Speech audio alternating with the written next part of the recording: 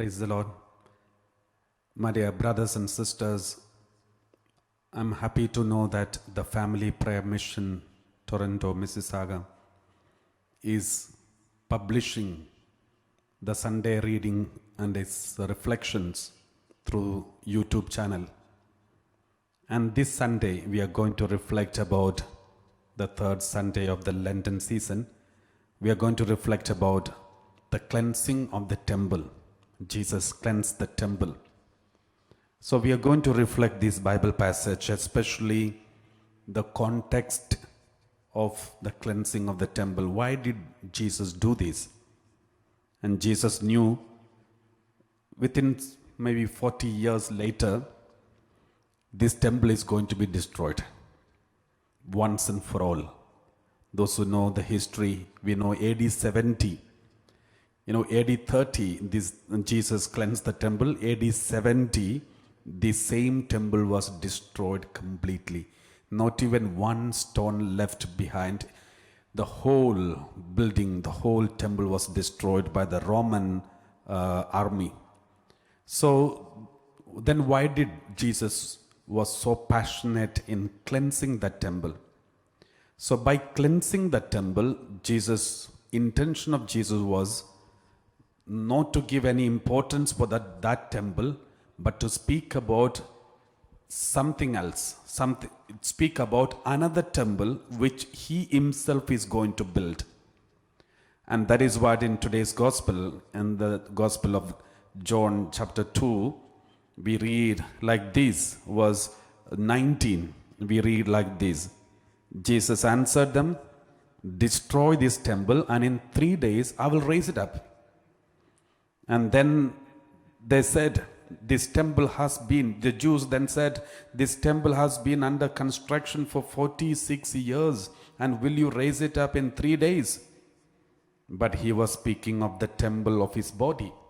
So the cleansing of the temple was there shown, or the cleansing of the temple was explained because Jesus wanted to give the human being, give the humanity an idea about the new temple which he is going to establish, that is his body, the church, the mystical body of Christ. So that is the new temple.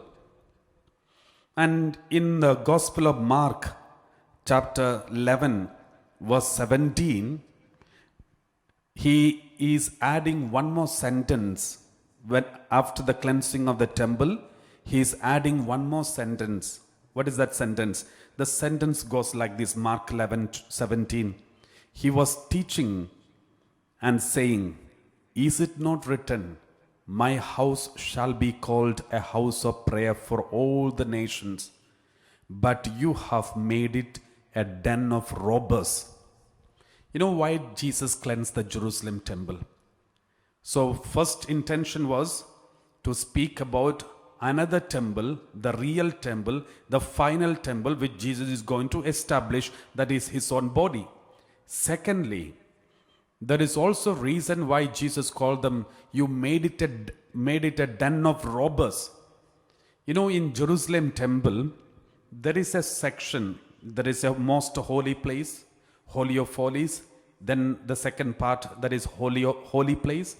The third part is the outer court, the courtyard, and in which there is a section which is meant only for the Gentiles. The Gentiles used to come and stay there and pray, especially the tourists who used to come to visit Jerusalem temple. They used to come and stay there and pray in the special section which is meant only for the Gentiles from all the nations. And it was very important for them because Jerusalem temple is the only temple of Jewish people. They don't have any other temple in the whole universe. They only have one temple, that is Jerusalem temple. And therefore it is obvious that all the other nationalities should have some curiosity to come and see how the Jewish temple is. So they used to come, and some of them used to pray, and most of them used to spend a lot of time in front of this Jewish God and pray in front of that God. So that is why this Gentiles area in the Jerusalem temple was kept. But the Jewish people who never regarded the Gentiles and the other nationalities, other religions who never cared about them. They made this place of Gentiles as a marketplace. They kept the money changers used to sit there because all the nationalities people come with their currency, so they have to change the currency in order to buy something. Maybe sometimes they want to buy a dove or sheep for the sacrifice. So the money changers used to be there, and all the purchase and marketing was taking place in the same place. And Jewish people did not respect this place so much, and they made it a marketplace. That is why Jesus got irritated, disturbed, because the other places were all kept holy, but this place which was meant for the Gentiles was not kept holy and made it a marketplace. Therefore, Jesus came and chased all of them out. He dropped all the money changers' money and all those things, and he cleansed the whole temple and said, "My house shall be called the house of prayer for all nations."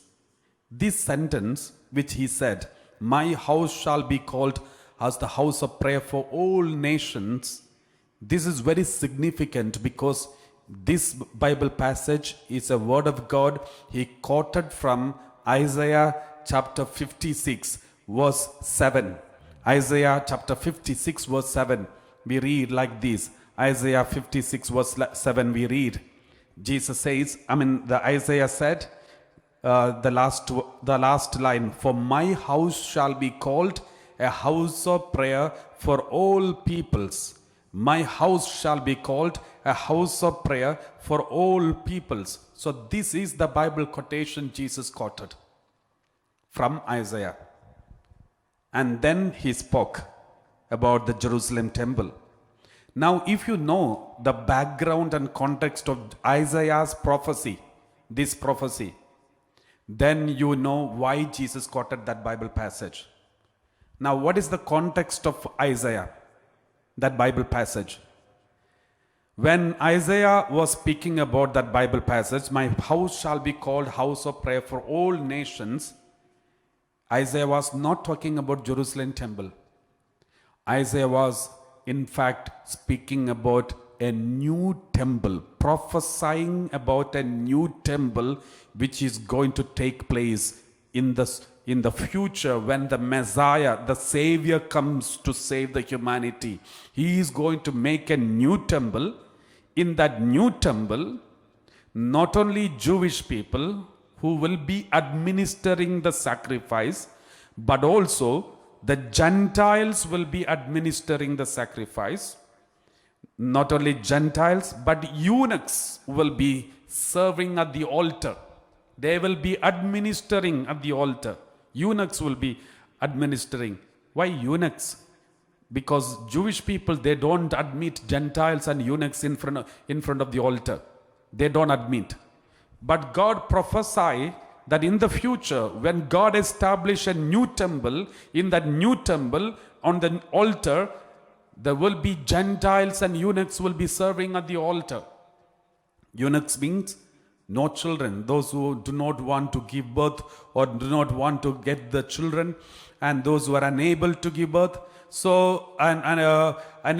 so they are called eunuchs according to the Bible. We also read Matthew chapter 19 verse 12. Matthew chapter 19 verse 12, we read like this: "For there are eunuchs who have been so from birth, and there are eunuchs who have been made eunuchs by others, and there are eunuchs who have made themselves eunuchs for the sake of the kingdom of heaven." So that this third category are the people who called those who are leading celibate life, those who are having the clerical celibacy, who make themselves eunuchs for the sake of kingdom of heaven. And this is exactly what Isaiah is prophesying. In the future, in the new temple, on my altar, those who are leading the celibacy, those who are having the celibate Gentiles, new and other nations will be serving at my altar. This is the prophecy. Let us read that prophecy full. Isaiah chapter 56 verse 1 onwards. Isaiah 56 verse 1 onwards. Thus says the Lord, maintain justice and do what is right, for soon my salvation will come. Soon my salvation will come means soon the Messiah, the Savior will come, and my deliverance be revealed. Soon the Messiah will be revealed. My deliverance will be revealed. And what happens when the deliverance comes? Happy is the mortal who does this, the one who holds it fast, who keeps the Sabbath, not profaning it, and refrains from doing any evil. They will be happy. Verse 4. And he says, for thus says the Lord, to the eunuchs who keep my Sabbaths, who choose the things that please me and hold fast my covenant. So to the eunuchs who keep my Sabbaths, who choose the things that please me and hold fast my covenant. Continue, verse 5. I will give in my house. God says, prophesying through Isaiah, I will give them. Give whom? Give eunuchs in my house, within my walls, a monument and a name better than sons and daughters. I will give them an everlasting name that shall not be cut off. Verse 6. And the foreigners, so not only to the eunuchs, but also to the foreigners. Eunuchs and foreigners. Foreigners means those who are not Jew, the Jewish people, not Jew. And the foreigners who join themselves to the Lord to minister to Him. So, foreigners and eunuchs will be allowed to minister to the Lord, to love the name of the Lord, and to be His servants. All who keep the Sabbath and do not profane it and hold fast my covenant. Verse 7. These I will bring to my holy mountain. All these people, who are these two people? These means who are the people? The foreigners and eunuchs. They will be ministering on my altar, and these people I will bring to my holy mountain and make them joyful in my house of prayer. Their burnt offerings and their sacrifices will be accepted on my altar. That means, so far Jewish people were serving in the temple, Jerusalem temple. But in the new temple, which the Messiah institute, the Messiah built in the new temple, foreigners and eunuchs, that means those who are not Jew and also those who have leading a celibate life, they will be serving at my altar, and their offering and sacrifices which they do, burnt offerings and their sacrifices which they do on the altar, I will accept it. It will be accepted on my altar. And then he adds, my house shall be called a house of prayer for all peoples. That is the context of Isaiah's prophecy. This is the same prophecy Jesus takes when he was cleansing the temple. What does it mean? In fact, Jesus was telling them, sooner or later, this Jerusalem temple will be destroyed. But in 3 days, I will make another temple. And he was talking about his body. In this new temple, not only Jewish people who will be administering, but the Gentiles and also those who are leading celibate life will be serving at my altar and offering sacrifices, burnt offerings in front of me, and it will be accepted in heaven. And this is what is the meaning of this cleansing of the temple. And on this Sunday, on this Sunday, when we reflect about this, let us thank the Lord for this message the Lord wants to give us. Let us thank the Lord for the Holy Catholic Church. Let us thank the Lord for this selection of God's selection that He has chosen, we the Gentiles, the people who are not Jewish people, but we were chosen. And also let us thank the Lord for choosing priests who are leading celibate's life to celebrate Holy Eucharist on the altar, and which is so accepted in heaven. Let's glorify God for all what God is fulfilling through His words. May God bless you and protect you, and let everyone cherish and thirst for the Holy Eucharist that is celebrated on the altar. Sooner or later, whenever you, after lockdown, and when you get an opportunity to go for Holy Mass physically and receive the Holy Communion physically, Please make use of that chance, but because this is a rare chance in the future, we may not get, there will be time we may not get such kinds of opportunities, because we experienced during the lockdown, we were thirsting for the Holy Eucharist. Now, therefore, whenever you get an opportunity to go for Holy Mass, please do go and receive communion and receive this daily manna. It will be a great help for you. God bless you and keep you.